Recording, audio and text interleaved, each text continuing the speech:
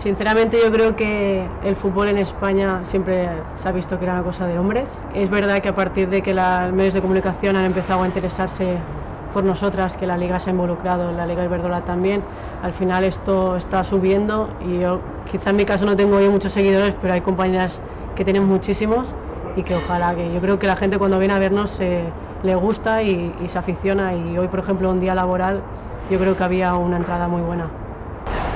Yo en mi caso nunca he escuchado, sí que tengo compañeras que han escuchado, pero yo creo que a día de hoy se está cambiando mucho. Al final la gente evoluciona, ¿no? Ya no en el fútbol femenino, sino en la vida diaria.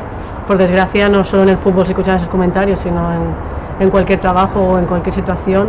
Había muchos hombres pues, que se pensaban que las mujeres no somos capaces de hacer muchas cosas, ¿no? Y a la vista está que sí, que en cualquier ámbito. Yo creo que al final la gente, si te paras a pensar lo que hace la gente durante el día, muchas de ellas es personas que están delante de la televisión, delante de la radio, y al final, y si pones noticias de deportes, solo sale el Barça, solo sale el Madrid, sale un poco de Valencia, un poquito del Levante si sale, y del femenino cuando sale pues que una ha pegado a otra y que han insultado a la árbitra.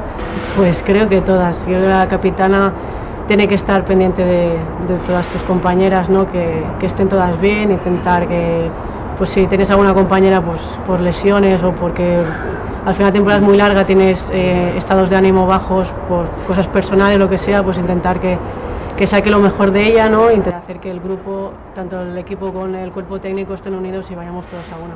Bueno, me saqué la carrera de fisioterapia, hice un máster de terapia manual y yo creo que me dedicaré a ser fisio, y si puedes ser involucrada en el fútbol, pues mucho mejor.